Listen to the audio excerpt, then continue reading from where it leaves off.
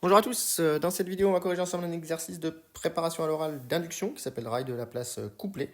Donc on nous dit qu'on considère deux barreaux T1 et T2 de résistance R de masse petit m posés sur un rail et plongés dans un champ magnétique uniforme B, comme représenté sur la figure. Et on me demande dans un premier temps d'établir les équations couplées vérifiées par les vitesses V1 et V2. Et on fera apparaître un temps caractéristique taux qui est donné dans l'énoncé. Donc avant de se lancer dans les calculs, dans un exercice d'induction, moi j'aime toujours bien et comprendre un petit peu ce qui va se passer. Et donc ici, en fait, on va déplacer une des deux tiges, comme on le voit en question 2. On va donner à la tige T1 une vitesse initiale V0 dans la question 2. Et donc la tige T1 va se déplacer vers la droite, ce qui fait qu'on va avoir une variation du flux de B, car le circuit, si je l'appelle M, N, P, Q, dans ce circuit fermé, car le circuit MNPQ se déforme au cours du temps.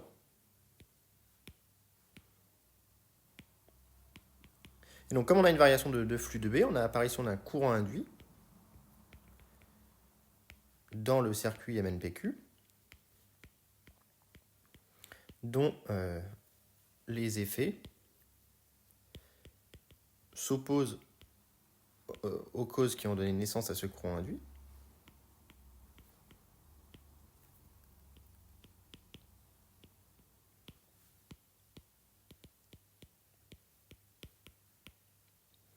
Donc ça, c'est la loi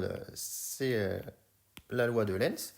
Donc finalement, ici, on va avoir apparition d'un courant induit qui va avoir tendance, quand on accélère la tige, quand on met en mouvement la tige T1, on voit que la surface varie. Et donc l'objectif va être de diminuer la variation de la surface pour justement diminuer les effets de l'induction. Donc ça, c'est la loi de Lenz. Et donc pour résoudre ce problème, eh bien, on va poser ici une intensité dans un sens arbitraire, donc par exemple dans ce sens-là, ici, de telle sorte à ce qu'on ait ici une force, on va avoir des forces de Laplace qui vont apparaître sur chacune des deux tiges, et donc on peut également orienter la surface MNPQ, donc ici elle s'oriente dans le même sens que B, dans ce cas-là, et donc on va avoir les intensités qui circulent dans ce sens-là. Et donc, comme toujours dans un problème d'induction, il faut faire les deux études, une étude électrique et une étude mécanique. Donc, l'étude électrique consiste à calculer I. Et donc, pour calculer I, on commence par calculer le flux de B. Le flux de B, c'est l'intégrale de B sur la surface MNPQ scalaire ds. Et donc, l'intégrale de B scalaire ds, comme B est uniforme, c'est B fois la surface. Alors, B ici est orienté dans le même sens que le vecteur surface, au vu du choix du sens de l'orientation de I. Donc ça va faire plus B fois la surface qui est la surface MNPQ. Et donc la surface MNPQ, ça va faire BA fois x2 moins x1, où x2 et x1 sont les abscisses qui repèrent chacune des tiges par rapport au point O quelconque que j'ai posé ici. Et donc on peut ensuite appliquer la loi de Faraday, et on va avoir un générateur de force électromotrice E égale moins D flux sur dt égale moins BA V2 moins V1. Et donc ensuite, on peut donner le circuit MNPQ équivalent à l'induction. Et donc sur ce circuit MNPQ, l'énoncé nous dit que les tiges sont de résistance R. Donc voilà, on a nos deux résistances R. Et l'induction est modélisée par un générateur de force électromotrice E. Donc je vais renoter MNPQ ici. Donc l'intensité a été orientée dans ce sens-là. Et donc on rajoute un générateur en convention générateur de force électromotrice E égale du coup BA V2 moins V1 avec un moins. C'est moins D de flux sur dt. Et donc comme on a deux résistances, la loi des mailles nous donne de manière assez simple que E est égal à 2R I. Et donc j'en déduis I qui est égal à E sur 2R, qui est donc égal à moins BA plus de E, moins BA sur 2R, facteur de V2 moins V1. Donc voilà pour l'intensité. Donc ça, c'est l'étude électrique qui a été menée ici. Et maintenant,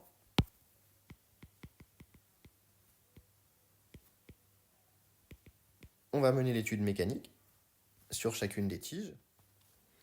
Donc pour l'étude mécanique, on repart des notations qu'on a posées, et puis on va considérer séparément comme système la tige T1 puis la tige T2 dans le référentiel terrestre, galiléen ici, dans ce type de problème. Donc sur la tige T1, on va appliquer le théorème de la résultante cinétique, puisque c'est un solide.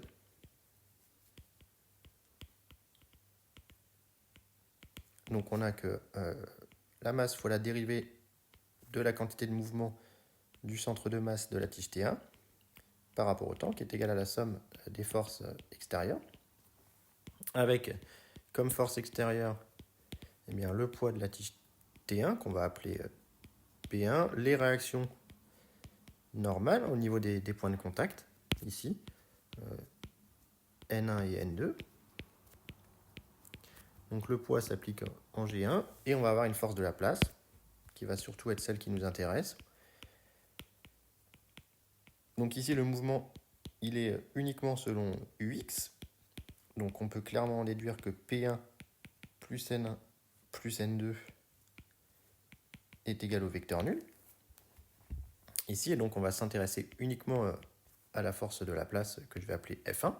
Et donc la force de Laplace, comme d'habitude, on la calcule avec l'expression IDL vectoriel B, avec DL orienté dans le sens de I. Donc ici, moi, I va de M vers Q, du coup. Et donc ça fait intégrale de I fois DL, qui est finalement un moins DY EY, ici. Produit vectoriel B, B qui est un B0 EZ, ici. Et donc ça me fait moins I B0, intégrale de dy selon EX, et du coup entre 0 et A. Et donc ça me fait moins I A B0 EX comme force de Laplace qui s'exerce sur la tige numéro 1. Donc c'est une force ici qui va être orientée vers la gauche si jamais I est positif. Et donc I, on avait obtenu que c'était BA sur 2R V1 moins V2. Donc si V1 est plus grand que V2, c'est-à-dire que si la tige de gauche a tendance à se rapprocher de la tige de droite, eh bien on va avoir une force de Laplace qui va freiner la tige de gauche, ici. Et donc la loi de la quantité de mouvement avec la vitesse du centre de masse G1 qui est égale à x1 point selon EX, on aboutit à M, on peut le noter V1 ici, M dV1 sur dt est égal à moins I à B0. Et donc si on remplace I par ce qu'on a obtenu, on obtient que M dV1 sur dt est égal à B0A au carré sur MR, ici, avec un 2, et V2 moins V1. On peut faire apparaître le temps caractéristique taux de l'énoncé. Alors, je n'ai pas la masse à ce stade, et donc j'en déduis que dV1 sur dt est égal à 1 sur 2 taux, facteur de V2 moins V1. Donc voilà ce qu'on obtient comme équation différentielle pour la tige numéro 1, ici. Et si on fait pareil pour la tige 2, je ne vais pas tout refaire. Oups, pardon. Donc de même, pour la tige 2, sauf que cette fois-ci, la force de Laplace, la force de Laplace, elle va s'écrire comme étant l'intégrale de P vers N, de IDL vectoriel B.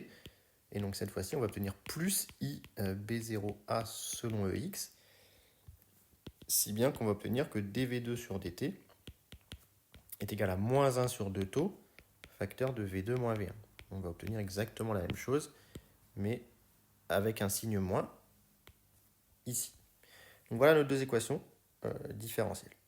Donc maintenant, on veut les résoudre avec une vitesse V0 sur T1. Et donc pour résoudre ça, on s'aperçoit que si je fais la somme des deux, dV1 sur dt plus dV2 sur dt, eh bien j'obtiens les termes de 1 sur 2 taux qui se simplifient, et j'obtiens 0. Donc ça me permet d'écrire que V1 plus V2 est une constante, puisque ça, je peux l'écrire comme dérivée par rapport au temps de V1 plus V2 est égal à 0. Et donc, comme au départ, seule la tige 1 a de la vitesse, eh bien, ça me donne V1 plus V2 égale V0. Et cette expression va me simplifier énormément les choses, dans la mesure où je vais pouvoir substituer dans mes deux équations, 1 et 2, soit V2, soit V1. Donc, dans l'équation 1, je vais substituer V2. Donc, ça me fait dV1 sur dt est égal à 1 sur 2 taux facteur de V2 moins V1. Et V2, je vais dire que c'est V0 moins V1 moins V1. Et donc j'obtiens que dV1 sur dt plus 1 sur taux V1 est égal à V0 sur 2 taux. Et là on comprend pourquoi l'énoncé nous a fait poser ce taux, puisque c'est bien le temps caractéristique de l'évolution de V1. De même, dans le 2, du coup, on obtient que dV2 sur dt est égal à moins 1 sur 2 taux, facteur de V2 moins V1. Et là, pareil, je vais remplacer V1 par V0 moins V2. Voilà. Et donc, je vais obtenir que dV2 sur dt plus V2 sur taux est égal à V0 sur 2 taux. Donc, voilà les équations différentielles que j'obtiens. Et donc, ça, je peux les résoudre. Ce sont deux équations différentielles d'ordre 1. On a donc que V1 de t est égal à lambda exponentielle moins t sur taux plus V1 infini, et la solution particulière de la première équation, c'est V0 sur 2. Ça s'obtient en prenant une dérivée nulle. Et V2 de t, ça va être lambda 2 exponentielle moins t sur taux, plus, même solution particulière, V0 sur 2. On a que V1 de 0 est égal à V0, est égal à lambda plus V0 sur 2. Donc j'en déduis que lambda est égal à V0 sur 2. Et on a que V2 de 0 est égal à 0, est égal à lambda 2 plus V0 sur 2. J'en déduis que lambda 2 est égal à moins V0 sur 2. Et j'obtiens mes deux équations de vitesse. V1 de t est égal à V0 sur 2 facteur de 1 plus e puissance moins t sur taux. Et V2 de t est égal à V0 sur 2 facteur de 1 moins exponentielle moins t sur taux. Donc voilà pour les solutions des équations différentielles du. Donc on peut représenter les vitesses qu'on a obtenues ici pour mieux comprendre un petit peu ce qui se passe. Donc les vitesses en fonction du temps. Et donc ce qui va jouer un rôle important, c'est V0 sur 2 ici. Et donc on va avoir V1 qui va partir de V0 et qui va aboutir à V0 sur 2. Ici.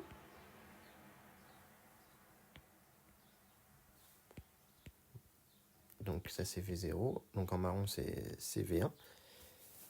Et V2 qui part d'une vitesse nulle et qui va aboutir au même V0 sur 2.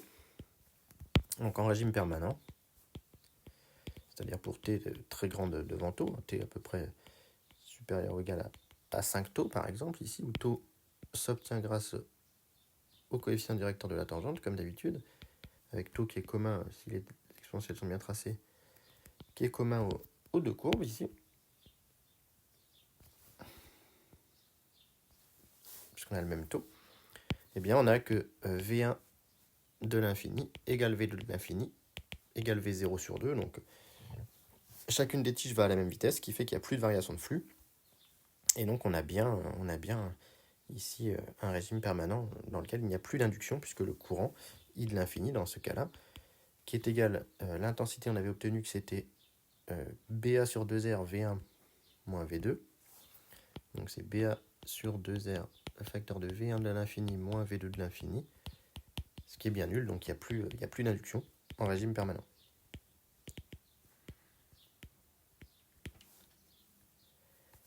Très bien.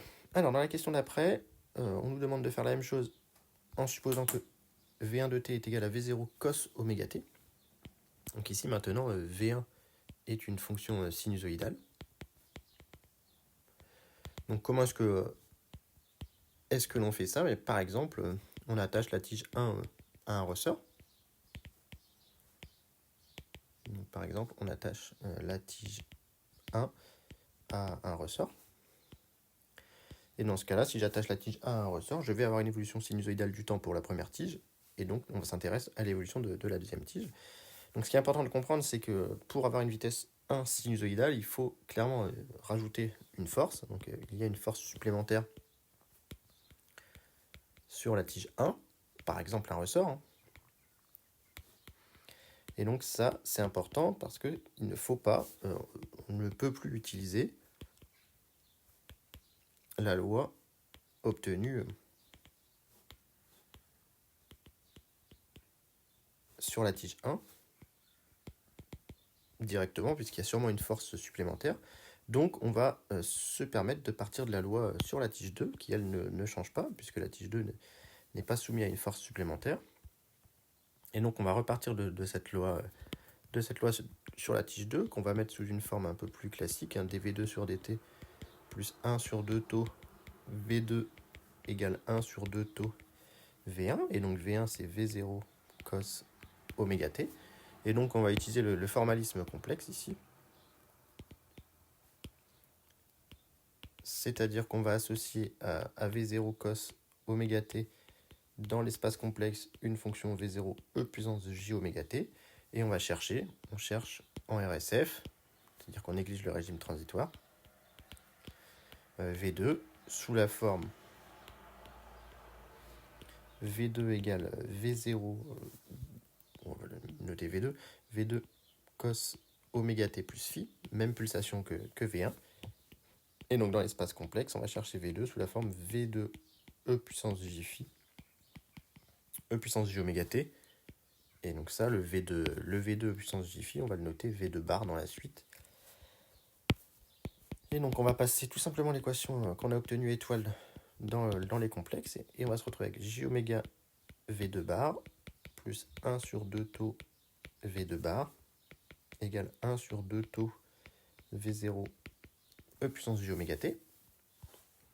Et donc en factorisant, on va se retrouver avec V2 bar e puissance j oméga t, facteur de j oméga plus 1 sur 2 taux est égal à 1 sur 2 taux V0 e puissance j oméga t. On simplifie les exponentielles, on multiplie par 2 taux, et on se retrouve avec une fonction assez simple, qui est que V2 bar est égal à V0, du coup. Je multiplie tout par 2 taux sur 1 plus J2 oméga taux. Et donc à partir de là, je peux en déduire le module et l'argument. Donc j'en déduis que V2 est égal au module de V2 est égal à V0 sur la racine de 1 plus 4 oméga carré taux carré, et phi qui est égal à l'argument de V2 bar, qui est égal à l'argument de V0 moins l'argument de 1 plus J fois 2 oméga taux.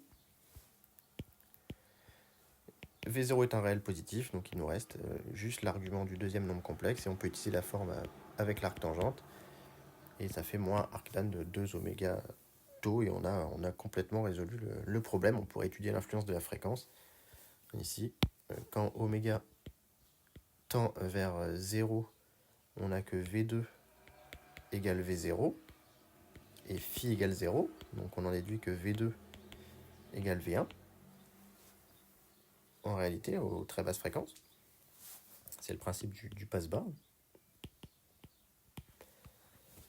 Et quand oméga tend vers l'infini, et bien par contre, on n'a que V2 égale 0 en amplitude. Donc V2 bar à peu près égal à 0. Il n'y a pas de vitesse de la tige 2. La tige 2 ne bouge quasiment pas ici lorsque la pulsation est très grande. Alors, dernière question, vérifier que la conversion d'énergie est parfaite. Donc ici, on va repartir comme d'habitude des équations du mouvement qu'on a obtenues. Voilà, on a obtenu celle sur V1. Je vais repartir directement des lois. Ici, donc en mécanique,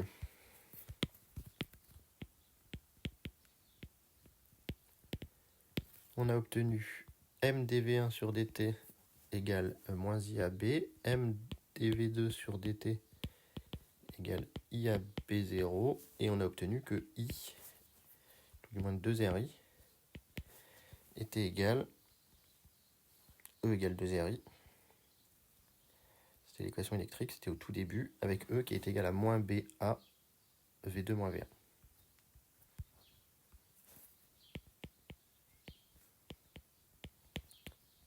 Et donc, comme souvent pour faire un bilan de puissance,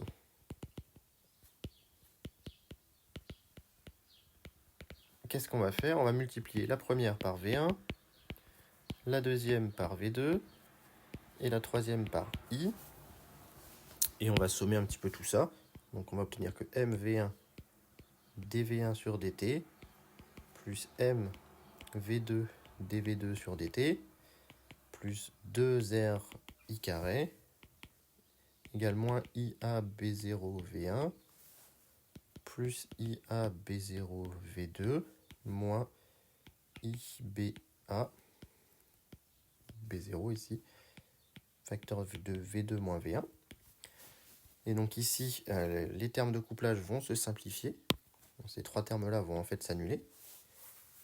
Et il va nous rester, alors ici on va le réécrire sous la forme d sur dt de 1 demi de mv1 carré plus 1 demi de mv2 carré plus 2ri carré égale 0, ou encore on n'a que la dérivée de l'énergie cinétique de la tige 1 plus l'énergie cinétique de la tige 2 par rapport au temps est égal à moins 2ri carré. Et donc ici on a bien une conservation d'énergie, une conversion d'énergie parfaite, puisque ça c'est le théorème de l'énergie mécanique. Ici on a que DEM sur dt est égal à la somme des puissances des forces non conservatives. Et ici la puissance dissipative c'est moins 2 RI carré, tout simplement, puisqu'il y a deux tiges, chacune de résistance R.